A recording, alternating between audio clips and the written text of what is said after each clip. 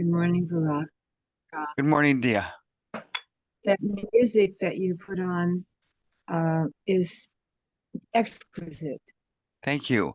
I have a playlist of about 3,000 tracks that I just listen to all day long, just cycle through. It's the background, it's the soundtrack of my life. Yeah, interesting. A lot of it I prefer silence, but that was particularly soothing. Thank you. See if I can reference who that was. That was well, it's a compilation album called Dao Te Ching Music Zone. Doesn't seem to reference any particular artist, but it has about 50 or 60 different tracks on it that will will all sort of submit you to that particular feeling. So anyway, here we Thank are. you. Hi everyone. Hi Carolyn. Hi Judy. Hi Mary. Linda. Hi, Baraka. So uh let's get into this. Let's get into this what the ego can consider quite a controversial subject, but in truth it's just another thing we need to look at in the duality of this illusion. Let me put up the screen here. Boom, boom.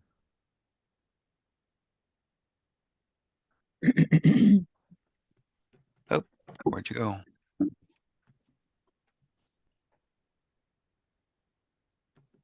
There we go. No, that's not what I want. Try that again. There we go. Okay.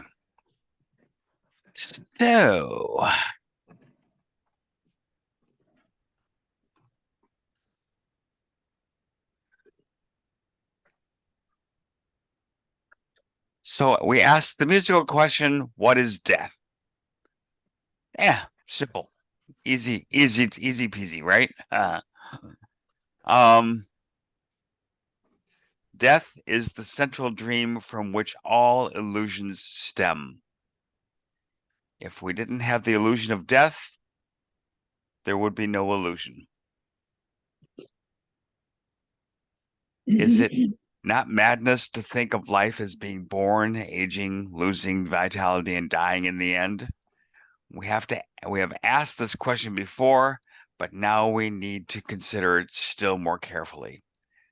And the question we look at the question of what is illusion and what is truth in many different ways in the text, in the workbook, in all the different aspects of A Course in Miracles. But this is where we get down to the actual asking of this. I don't think that this particular question is put so bluntly and so succinctly as it is here. It is the one fixed, unchangeable relief of the world that all things in it are born only to die. This is regarded as, quote, the way of nature, not to be raised to question, but to be accepted as, quote, natural law of life. The cyclical, the changing and unsure, the undependable and the unsteady, waxing and waning in a certain way upon a certain path, all this is taken as the will of God. And no one asks if a benign creator could will this. We just take it as given, right? In this perception of the universe as God created it, it would not be possible to think of him as loving. For who has decreed that all things pass away, ending in dust and disappointment and despair, can but be feared. He holds your little life in his hand, but by a thread, ready to break it off without regret or care, or perhaps even today.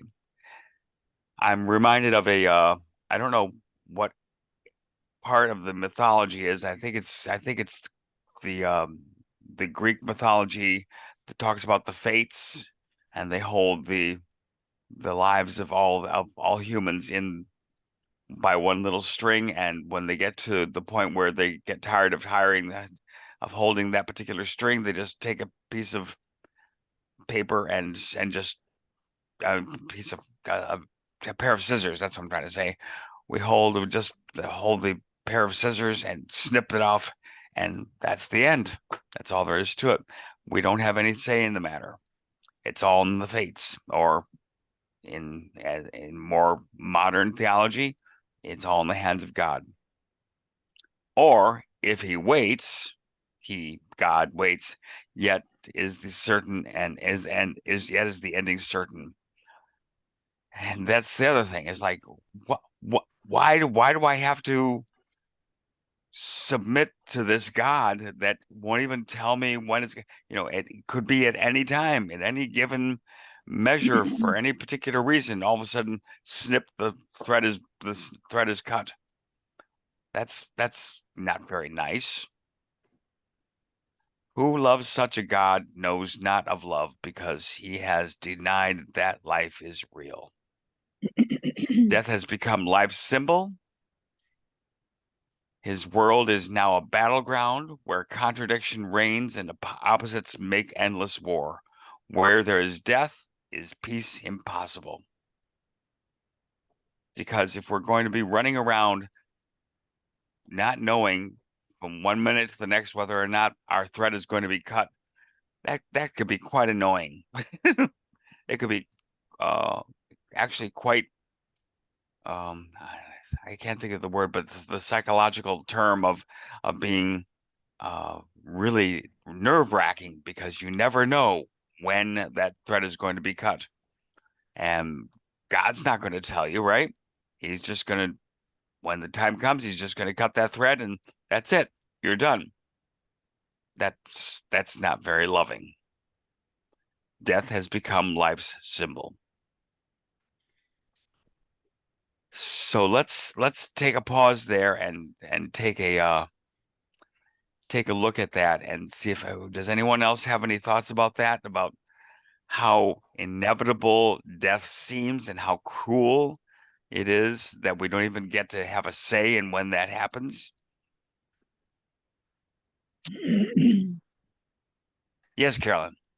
It's not my experience, and I refer to today's lesson in the Course in Miracles workbook for students.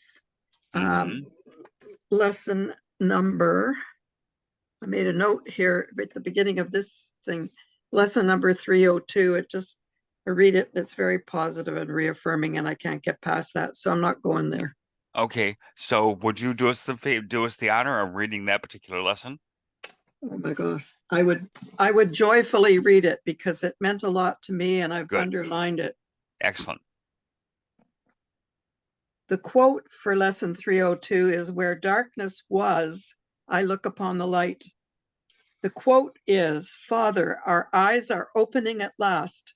Your holy world awaits us as our sight is finally restored and we can see. We thought we suffered, but we had forgot the Son whom you created.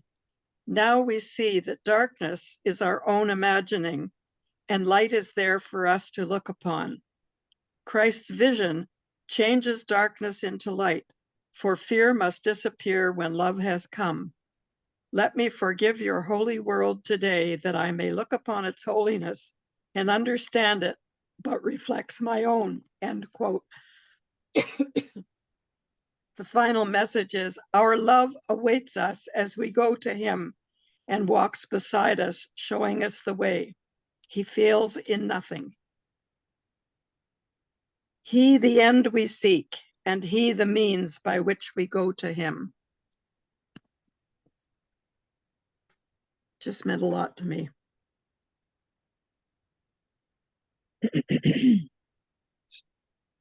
take a moment to contemplate that.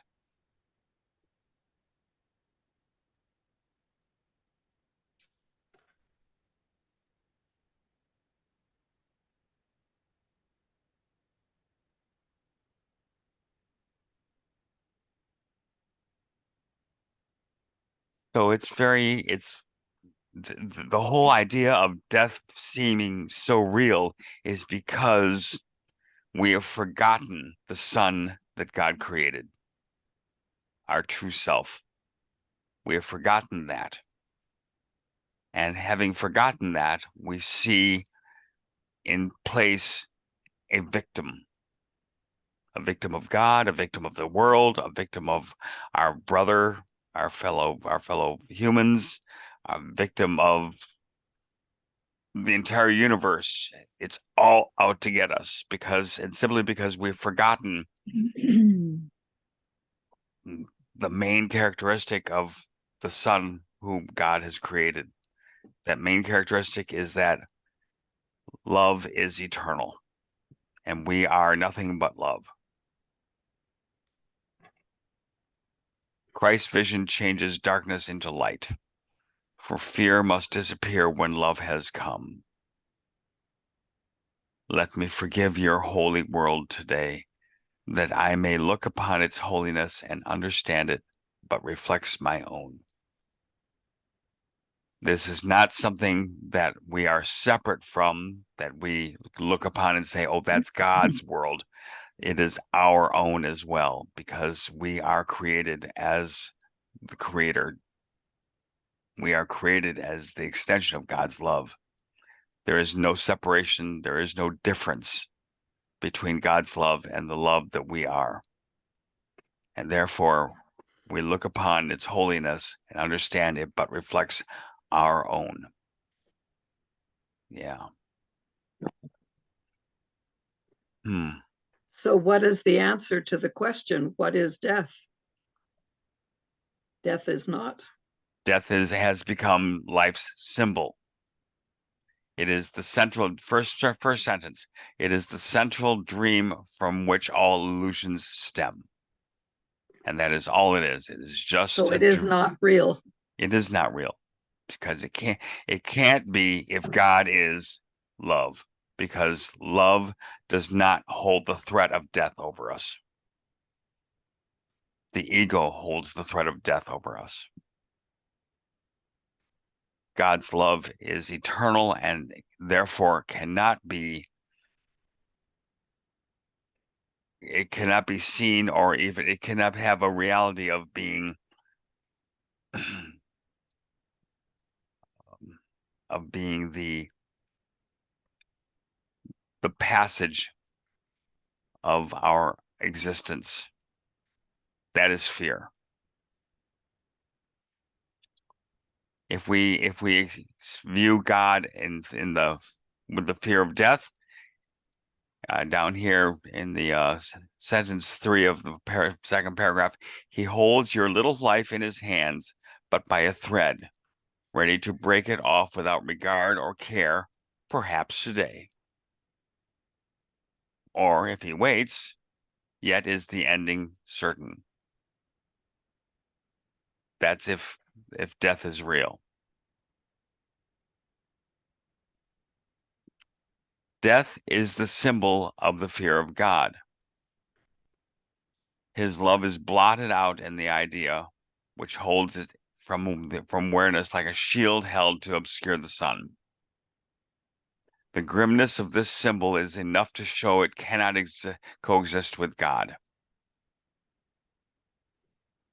The symbol of what death is, which is the fear of God, this symbol cannot be held in the same level of existence as God's love. It cannot coexist.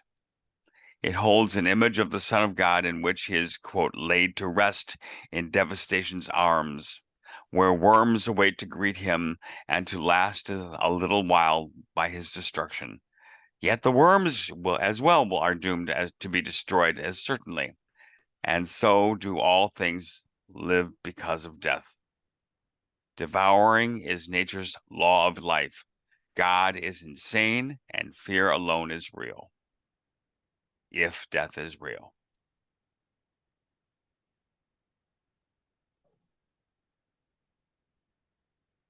The grimness of this symbol, the symbol of death, is enough to show it cannot coexist with God.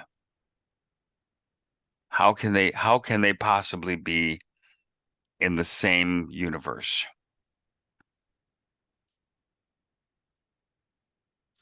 The curious belief that there is part of dying. Let me start again. The curious belief that there is part of dying things that may go on apart from what will die does not proclaim a loving God, nor reestablish any grounds for trust.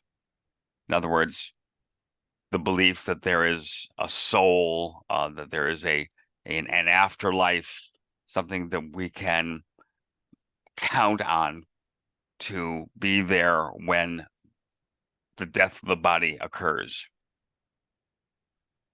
That is saying that there is separation. That says that there is something separate in me between what my body is and what God takes to heaven, or I don't know, whatever beliefs one holds about what happens in the afterlife. Death denies life. But if there is reality in life, death is denied. No compromise in this is possible. There is either a God of fear or one of love. And if there is a God of love, then death, which is only a symbol, cannot be a barrier that we have to cross in order to encounter God. There cannot be a line that is drawn that says, okay, step over this line and we'll take care of you from here on. The world attempts 1,000 compromises and will attempt 1,000 more. Not one can be acceptable to God's teachers. That's us, because not one could be acceptable to God. He did not make death because he did not make fear. Both are equally meaningless to him. I had problems with this number 4 because, the whole thing about if there's something that goes on after the physical body leaves, well, yeah.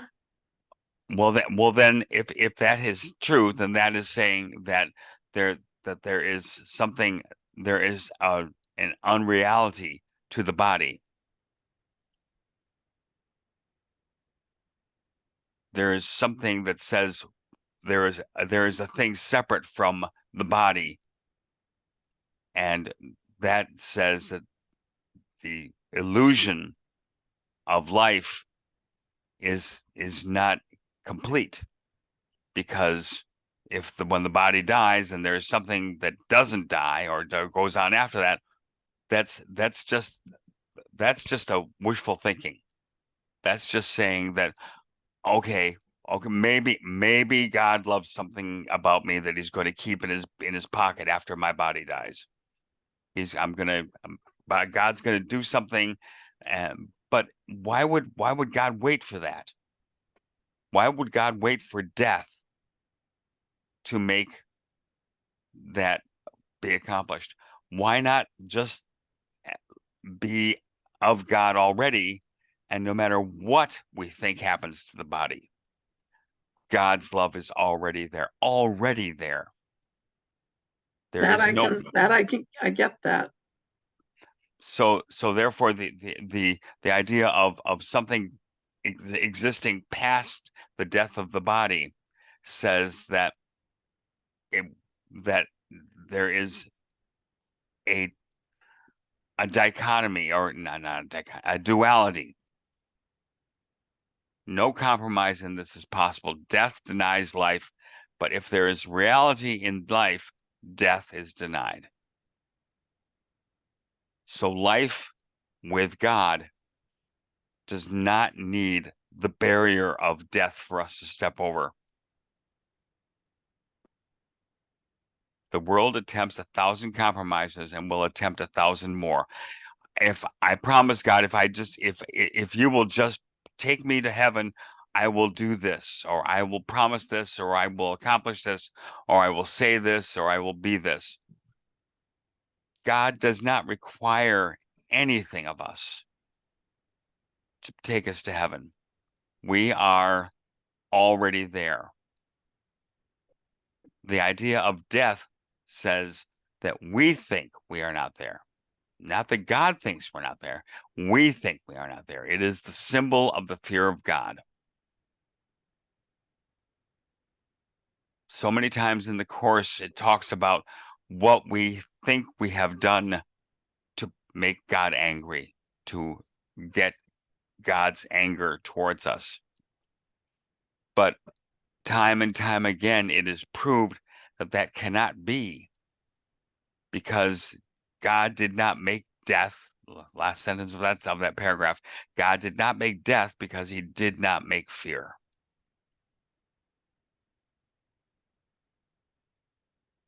Fear is death is the symbol of the fear of God.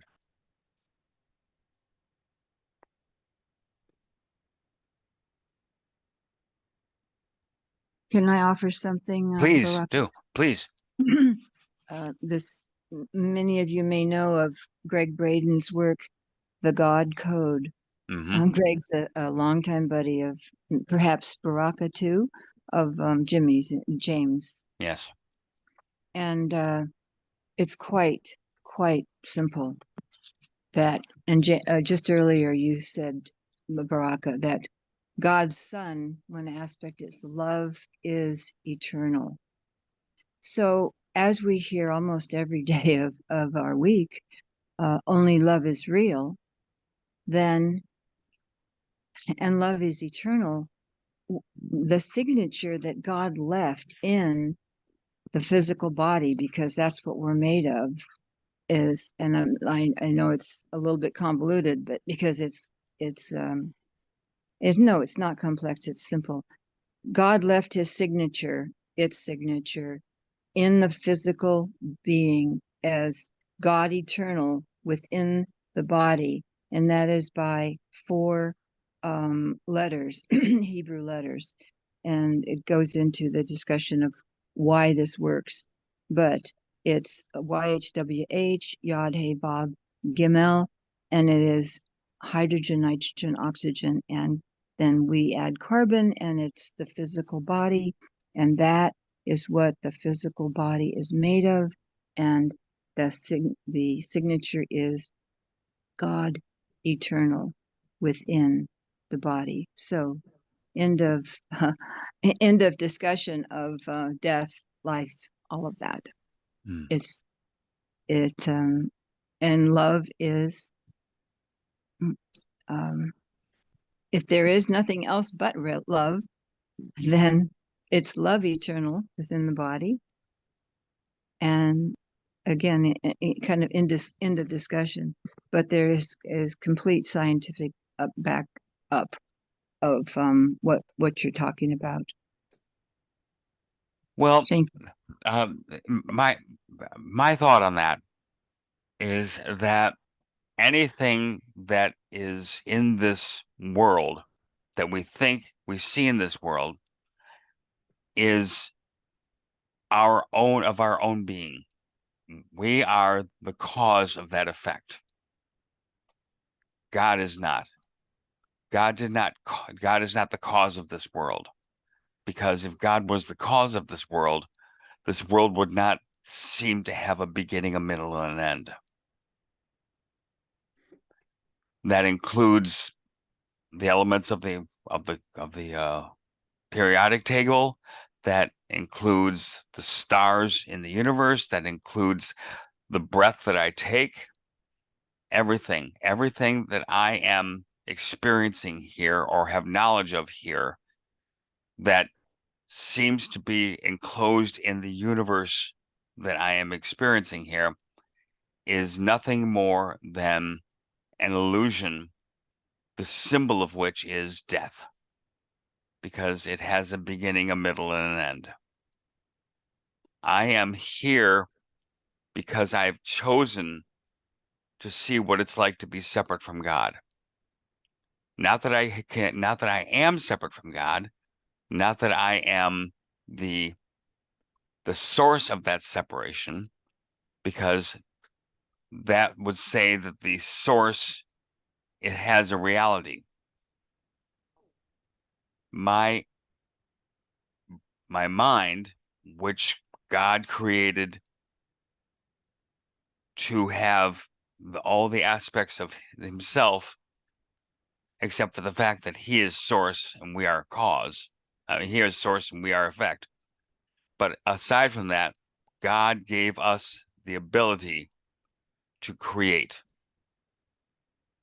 not just create love, but also to create the illusion of fear, the separation from God.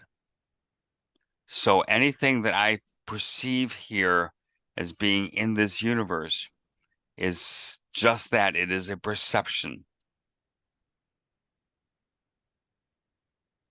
It has a past. And as we know, the past does not truly exist. The past is only an illusion. It is a memory that I'm holding on to try to justify where I am right now. The past, I give the past the power to command what is happening right here, right now, in my perception. But that says that I have no control. And that we know that is not true, because I constantly prove to myself that I have control over what I believe and what I am perceiving. That is not to say that it is real. That is only to say that I have control over my perception of what I think is real, including the idea of death. Death seems to have been something that has been experienced before, and I am therefore trying to make that perception of the past control what is happening in my present. But I have no control over the past, unless if it is real. If it is not real, then it is just another segment of the dream that I seem to be living in right here, right now. Not the truth of what I'm living in, but the dream I'm living in. I am here to dream, and I will continue to dream as long as I think the past has control over what I'm doing now. When I understand that the past is no more real than the present and no more real than my fears of the future, when all those things are, I admit, and I am able to become aware of the fact that they are not real, then all of that falls away. And the only thing that is left is the present love of God. Not the present that the past seems to be controlling, but the present love of God.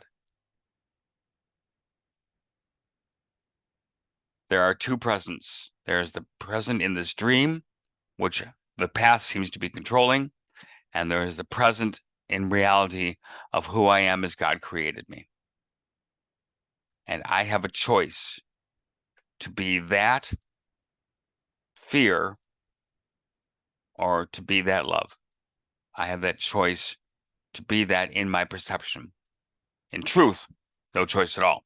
I am love, because God is love. So all of the symbols that I see in this world that seem to add up to an explanation of who I am as God created me, they can or cannot be true. They can or cannot exist. It doesn't matter. Because in truth, my existence, my true existence, is outside of the illusion of this world, outside of the illusion of the fear of death, outside of the illusion of the fear of God. I have no reason to fear God because death is not real. The past is not real. The future is not real. The only thing that is real is the love of God, which I can, if I choose to, make the fullness of my awareness.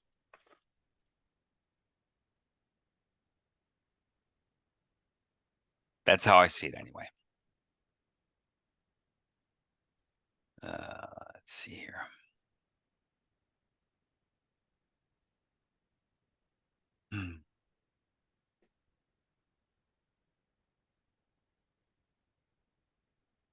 He did not make death because he did not make fear. Both are equally meaningless to him. The reality of death is firmly rooted in the belief that God's Son is a body. Well, there it is. And if God created bodies, death would indeed be real, but God would not be that loving. There is no point at which the contrast between the perception of the real world and that of the world of illusions becomes more sharply evident. Death is indeed the death of God if he is love. Now, that's a little confused. That sentence was confusing, but the footnote for that says, this seems to be another reference to the death of God theological movement that was current at the time this was being dictated. The point above is that if God is love, and yet death is real, then God must be dead.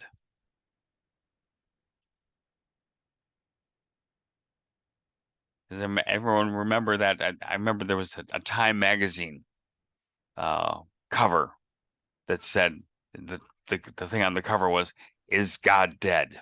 Yeah, we had that in our home. Yeah, there was a and that was sort of the symptom of what we're talking about here.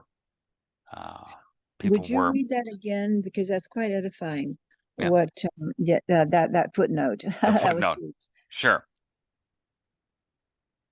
This seems to be another reference to the death of God theological movement that was current at the time this was dictated. Then for an earlier reference, see there's in the workbook, lesson 163. The point above is that if God, quote, God is love, then, and yet death is real, then God must be dead. Because love is dead. Were they saying that love is mm, dead on the planet right now? Well, then? if God is love and yet death is real, then the only reason death can be real is if God is not really there. If God If is dead. love is no, but if love, I don't get the thinking. Sorry. The point above is that if God is love, quote unquote, and yet death is real, then God must be dead. Because the only way that death can be real is if God is dead. And therefore, and But why also, would they even be thinking it? I mean, what they're talking, the word is love. The I critical word, yeah. I know, but this is what that thinking was back in, I think it was in the 70s or something like that. 70s. It was in the Yeah, 70s. yeah. That's how they were working that through. That was the equation they were working with at the time, and so I think that's why this particular that particular philosophy works its way into this paragraph here, is because that was something that humans were contemplating at the time when this was being scribed. I think that's the only reason that is there. Death is indeed the death of God if he is love. Because if he is love, there would be no death. And now his own creation must stand in fear of him. That would be us.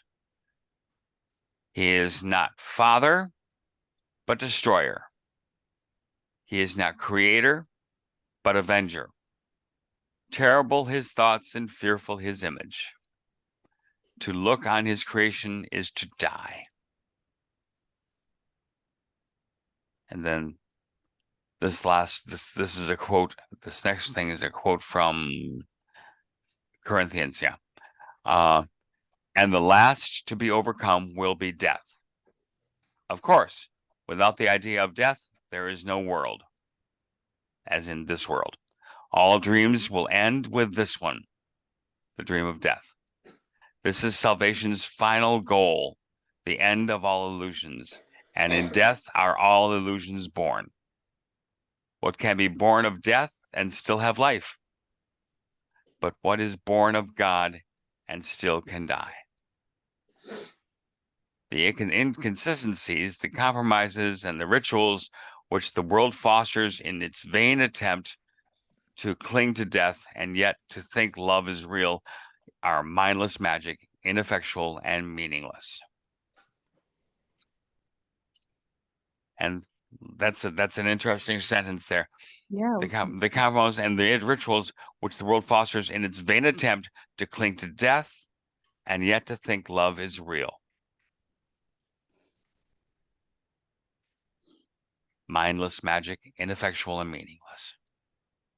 God is, and in him all created things must be. God is, and in him all created things must be eternal. All things that God created must be eternal. There cannot be death. Do you not see that otherwise he has an opposite, and fear would be as real as love? God is, and in him all created things must be real, must be eternal. If it is not eternal, then it's fear. It has a death, a beginning, a middle, and an end. Do you not see that otherwise he has an opposite, and fear would be as real as love? Teacher of God, your one assignment could be stated thus. All right, everyone, take notes. Accept no compromise in which death plays a part.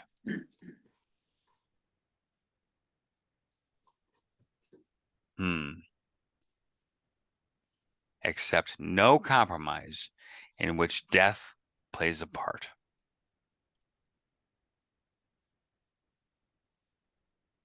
If there's any thought that anything that is happening here has a piece of it which ends in death, then that is not the will of God.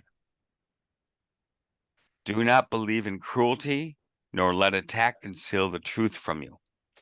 What seems to die has but been misperceived and carried to illusion. And that includes our body, and the thought of a soul, and the stars in the sky, and the worms that eat the body, and everything else. What seems to die has been misperceived and carried to illusion. Now it becomes our task to let the illusion be carried to the truth.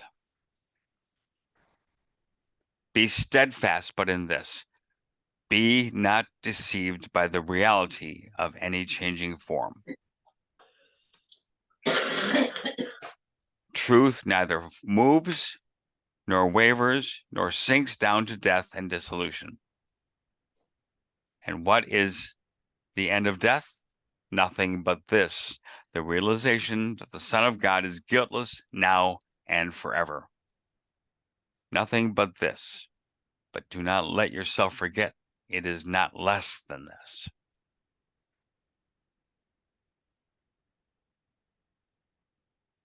I must have read this chapter about 20 times this past week.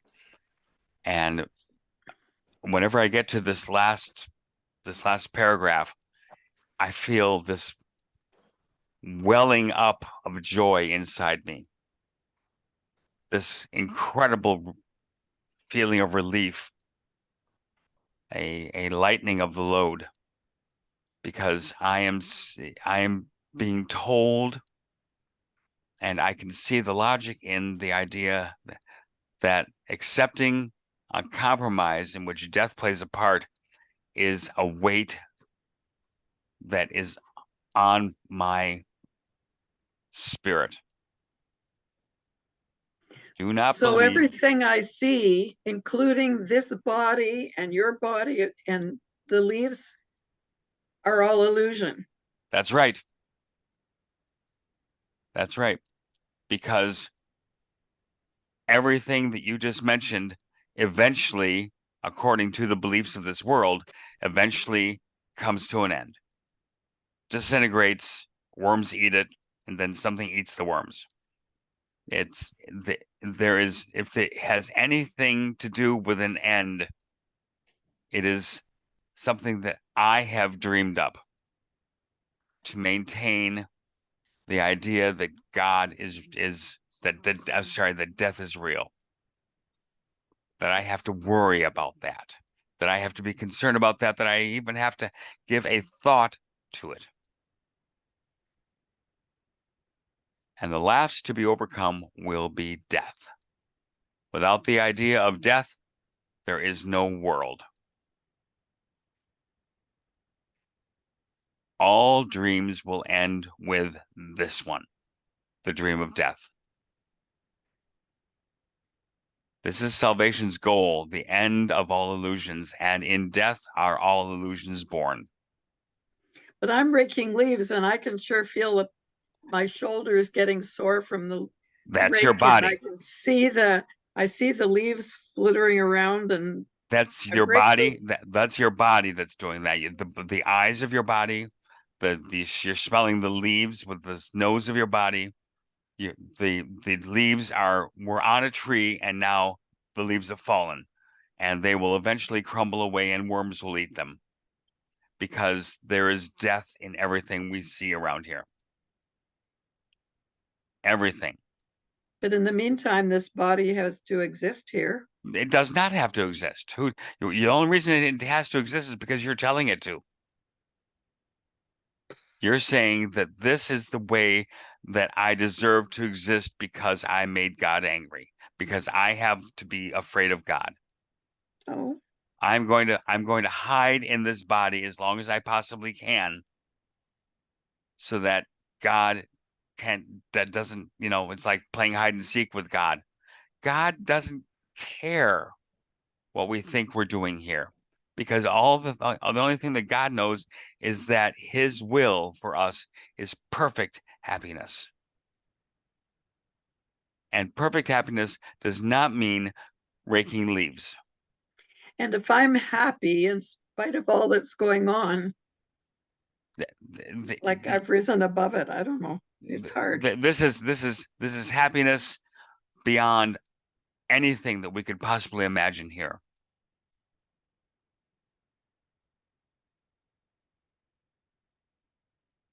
We are here dreaming that somehow there are some things that will make me happy, even that I will be happy. But at the end of that, all of that happiness will end, according to this world, according to this illusion, all that happiness will end in death. God's will is saying the happiness of God's love never ends. There is no snipping of the thread. There is no coming to an end of any of that, because God's love is eternal. God's creation is eternal. We are God's creation. And I'm not talking about a body. I'm not talking about anything in this world. I'm not talking about the earth or even this universe. This creation of God is eternal beyond all that. What is born of God and still can die?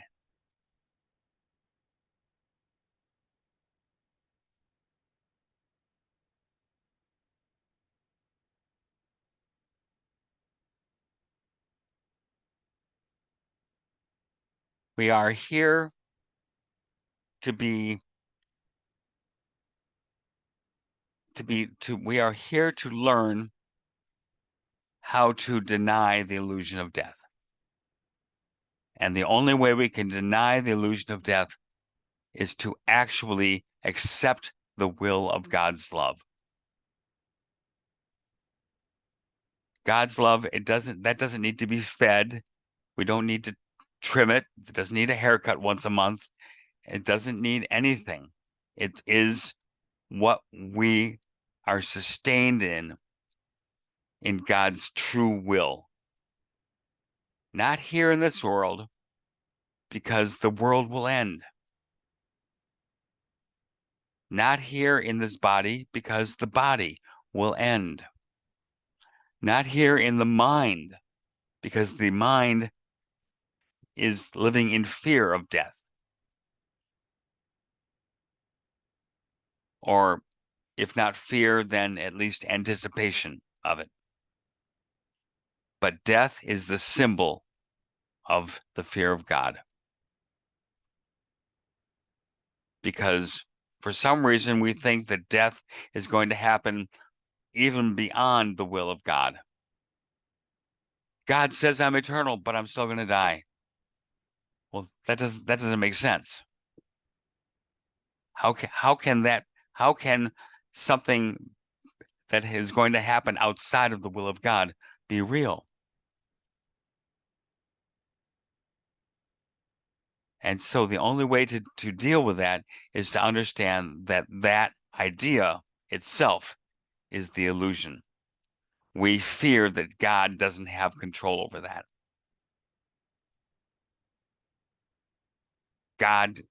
We're saying that God can't make death disappear in the God we're seeing in this world, in this illusion. In fact, God never made death to begin with, so there's no reason for him to make it disappear. We are here to accept the love of God.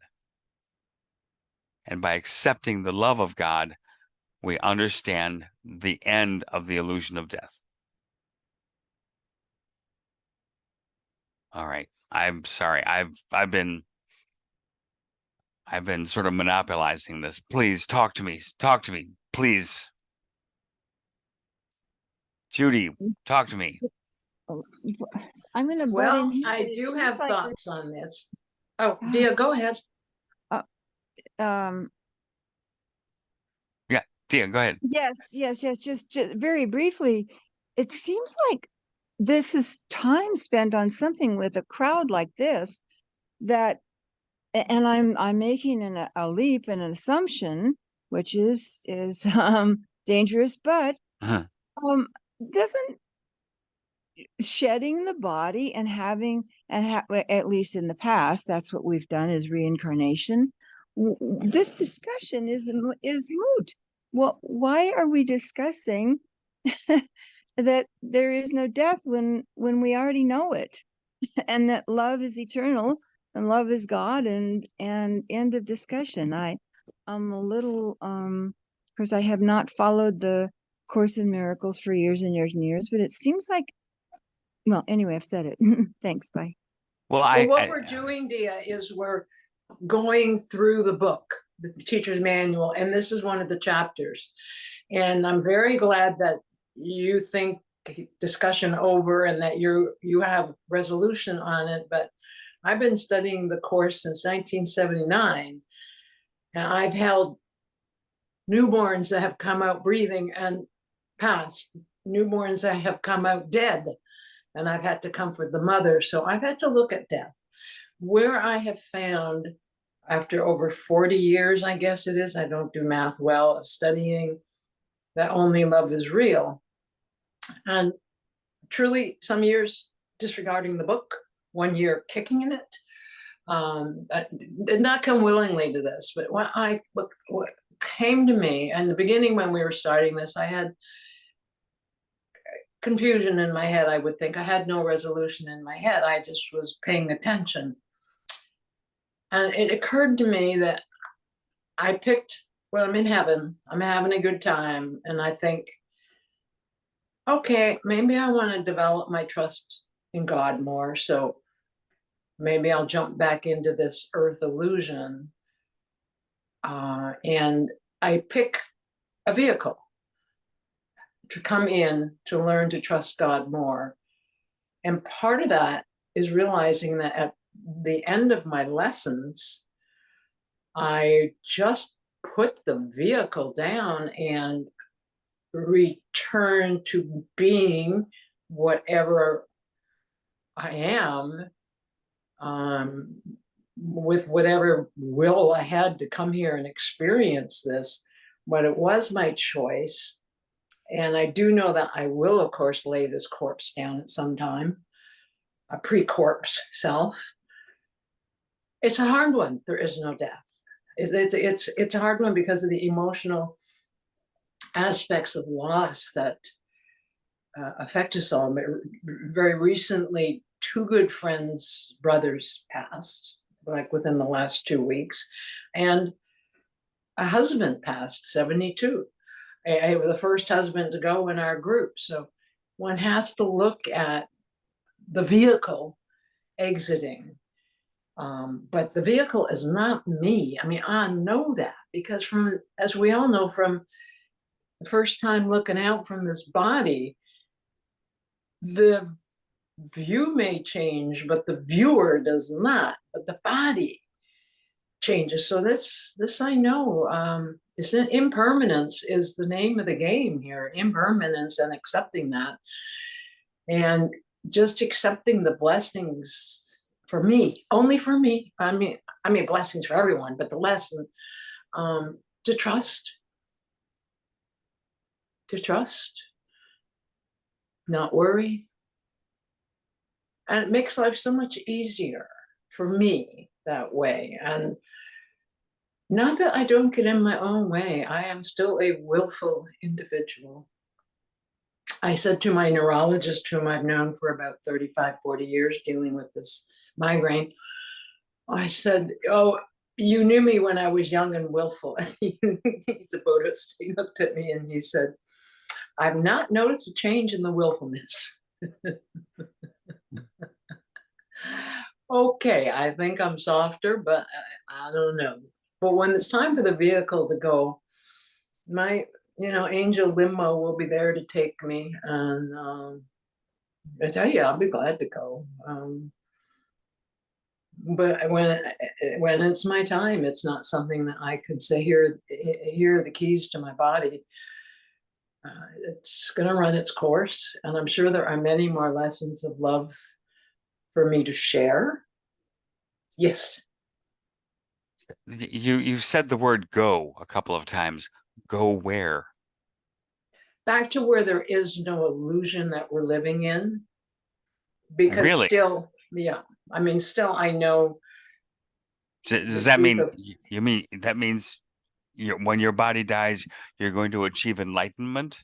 No, I have enlightenment now, but I have enlightenment with a body filled with pain that I have to disregard all the time, and a body with attitude that I have to disregard, and a body that is aware of the news that I have to disregard. So when I make that transition, I won't be disregarding anything. I will, I'll be my enlightened self, and whatever else it is when we're in heaven. But I just think it sounds like a good idea. No, I'm quite enlightened now. I quite accept that humbly. I was enlightened the first time I took my first breath. Yeah, but there is somewhere. I mean, when a body passes, the essence resides somewhere. I don't know. What essence? What are you talking about? What is this? What is this? Is this something God created, or is it still part of the illusion? It's what God created. I mean, that's what I am. I'm clouded with the vehicle that I chose to come in and learn lessons with. But I am God's child, complete and healed and whole. And for whatever reason, I'm still here, and I do have fun. I do meditate and pray and put out what I can. But, when it's time, thank you. Yes, I'm ready. nothing more to experience here, but giving more love. That's nothing for me to gain, learn, get, want, only the peace of God. And that's such a relief, instead of chasing after this or chasing after that. Just acceptance. Okay. My physical, enormously painful, limited body has taught me so much. And I know that was definitely part of the package that I set up for learning when I came here, because I'm pretty darn sure I've cut out a gazillion lifetimes just learning to step back from my ego, because then my body felt easier. So I had this biofeedback unit that served me very well.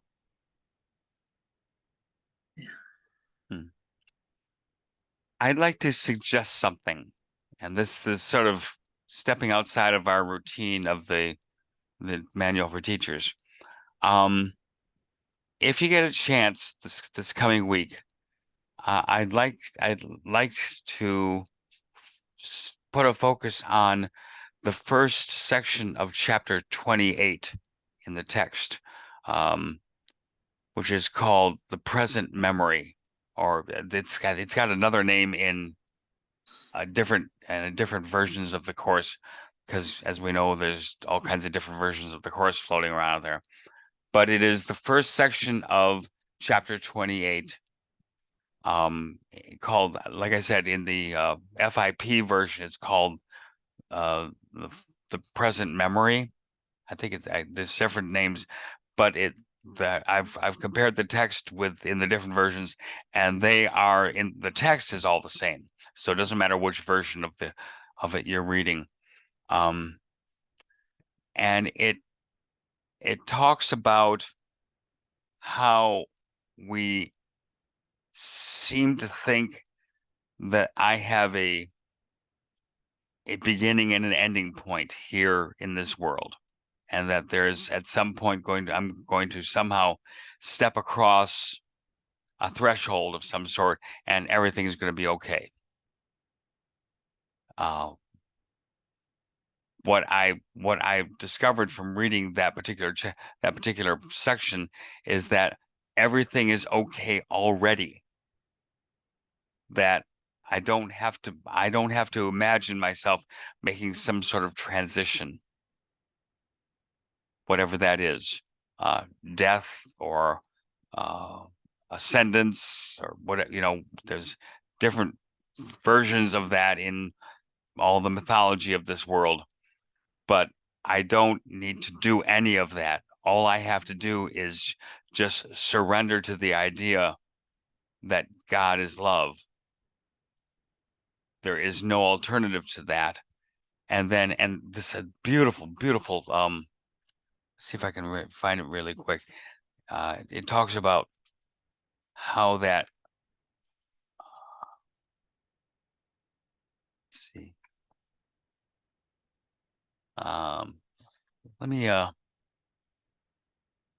Let me go ahead and see if I can put that up on the screen here so you can see what we're doing here. Boom. And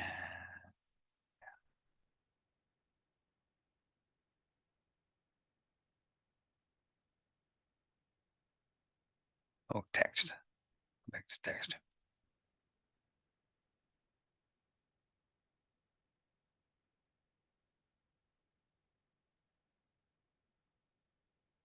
Okay, almost there. Hold on.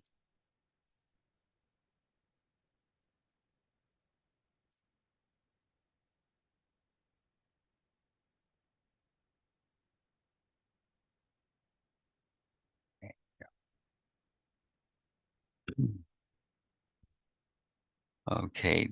Now, did I do this right? Can everyone see this on the screen? This chapter, Yes. the bottom of the page. What better way to close the little gap between illusions and reality? Everyone see that? Yes, we Okay. can. All right, good. What better way to close the little gap between illusions and reality than to allow the memory of God to flow across it, making it a bridge an instant will suffice to reach beyond. For God has closed it with himself. His memory has not gone by and left a stranded son forever on the shore where he can glimpse another shore, which he can never reach. His Father wills that he be lifted up and gently carried over. He has built the bridge, and it is he who will transport his son across it. Have no fear that he will fail in what he wills, nor that you be excluded from the will that is for you. So, the idea that I am stranded here, or that I have to make some sort of physical change, or have a physical change accomplished to be reunited with God, that in itself says I am separate from God.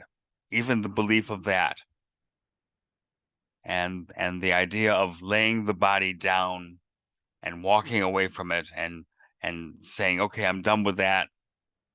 I'm done with it when I allow God to pick me up and carry me across the bridge.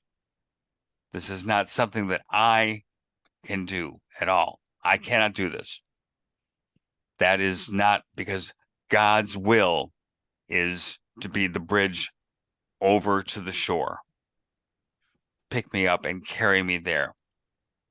I don't have to worry about putting down a body. I don't have to worry about taking medicine or not taking medicine, or ending it, or discovering an end to any experience here.